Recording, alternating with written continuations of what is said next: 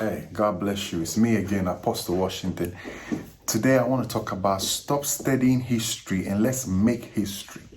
Stop studying history and let's just go ahead and make history. Do you know why? Because history takes you back. Making history moves you forward. That means it demands leadership, it demands vision, it demands strategy, and it demands persistence and commitment. Now, here it is. And I'm still talking about this black racial issue. Why don't we stop protesting, stop all the rallies and all these things that is going on in the streets, and let us make history? How do we make history? History that will hold for generations to come and enjoy. History that will go on forever. Let's make that. We stop being naive. Stop being naive. Nothing is going to change. Nothing is going to change. The police brutality will not change. Something comes upon them when they encounter people, blacks, that we have overstayed our welcome. Simple as that. Do you know what is coming? What is moving them? Is our ancestor spirits.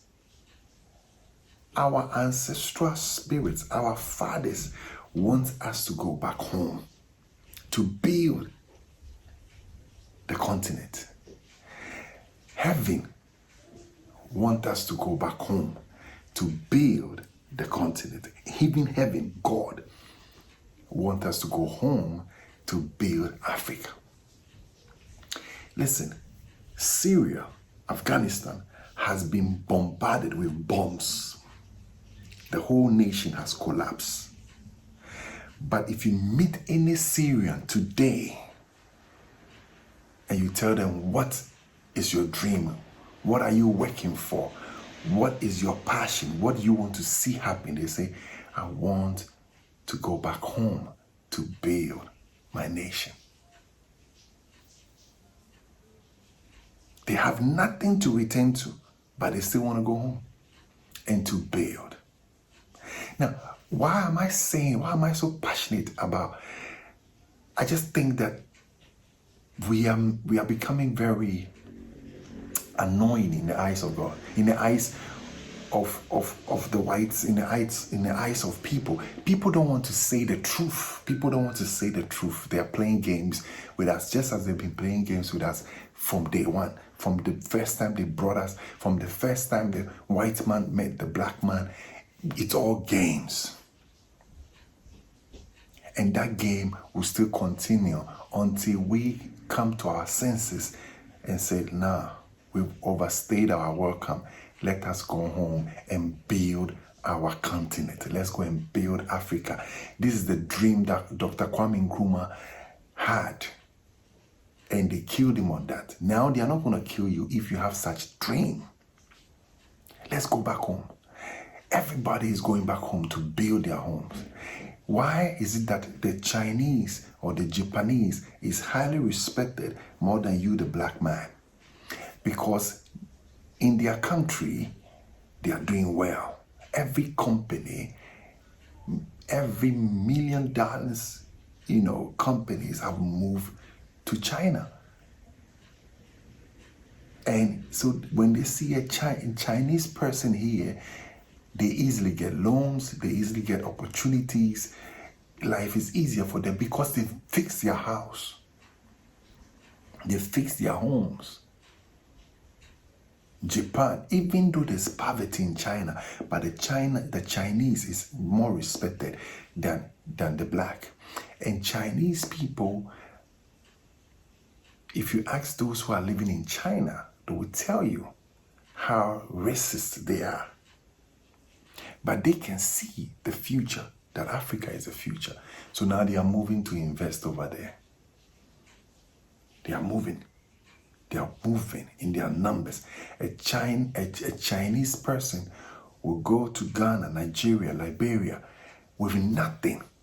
And within 6 months, He employs over 50 indigents of that nation, and they work for him. Why is it that he's working for foreigners, but it doesn't work?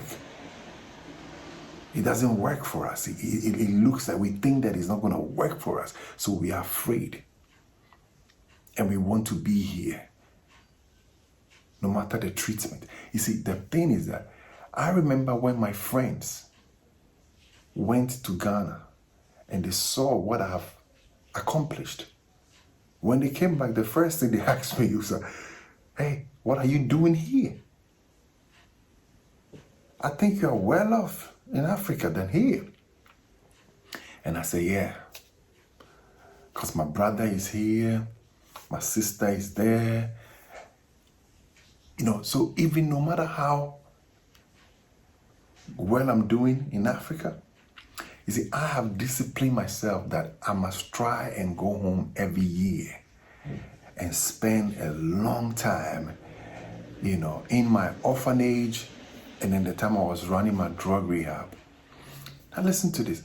Some of you might think that, oh, you need some massive amount of money for you to be able to make the move. You do not. All you need is vision. And all you need is to get there and put your eyes on the streets. Check, what are they lacking? And that is a job for you. That is a multi-million dollar business that you are going to create. I went to Ghana 10 years ago with only $200 in my pocket. I didn't have any plan, and I had no plan, I had no vision, but I said, listen, I just want to be there because it's like I want to become something. And I'm always being suppressed that you are not good enough because you are black. That is a fact. That is a fact. In Sweden, that is a fact. And the Swedish kind of racism is very systematic. Smiling with you, hey, tjena läget, det är bra. But you know, that is the level. That's where I will leave you. I'm not bringing you in higher. Even me being a pastor, in the midst of pastors, there was a time that I needed a new location for my church to gather, because where we were, they felt like we were too lively. So, you know, they asked us to move. Yeah, so we have to get a new place. I went to all this organization. We are an organized pastors, you know, asking for help, asking who can help us. You know, the souls are gonna be. I need a place to have, you know, souls to come. I'm telling you, most of them turned me down. Most of them said no. I was shocked. I said, okay, right. I know racism is out there, but now this is about the kingdom. We are men of God, and we are raising souls for the kingdom. And most of them were timid. Most of them felt like there's going to be a competition. Maybe you might take all their members, or all kinds of this thing. It's only one that had the balls who says, we can give you the place to use. And I'm telling you, they have the facilities, they have it, they are not using it. We can give it to you when we close. At least, but make sure that there should be 1 hour space gap so that, you know, you don't come interacting with our members. So that kind of insecurity is also there. All right, fine. So listen, what I'm saying is that we can never solve this black and white race issue. The only way a man will respect you is when you've put your house in order. That is why Trump can say that if you don't like what we Americans we do, then go back to Africa. Yes, you call it a racist statement. I call it a prophetic statement. So I was telling you earlier on, I went to Ghana with $200, and then I just saw my people were on drugs, not quality drugs, some chemicals that has been cooked in some laboratory, and they are selling it to the people, and the young guys were dying. I went to the slums, I went to the ghetto to minister to them about life and about vision, about wanting to become somebody, wanting to do something with your life. And one of them accepted. And I picked him up, brought him home, and I started taking care of him. My intention was like, just take care of one person is good enough.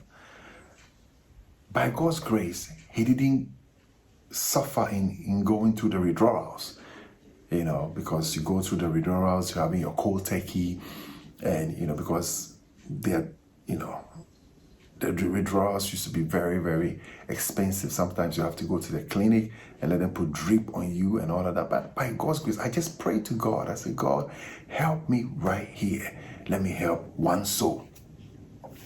So the 3 days, 4 days, every morning I'll quickly go to his room and I'll pick him up and I will start praying and having his service, talking to God and worship. And that kept him. And he did 1 week in my house. And he told me that this is not normal, because for him to go through withdrawal, he didn't feel any withdrawal symptoms, nothing. And he said, this is a miracle. So I took him back to the ghetto, to the slums. And all his other friends, because I shaved him, I gave him my clothes, he wore my clothes, and he was looking different. And we went to the slums.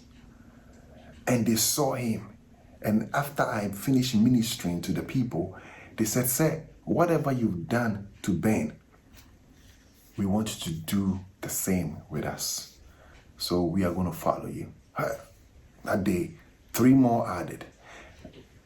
I went the following week, 7 more added. Now all of a sudden my house is getting full up. Within the space of 6 months, my house was choked with 170 men.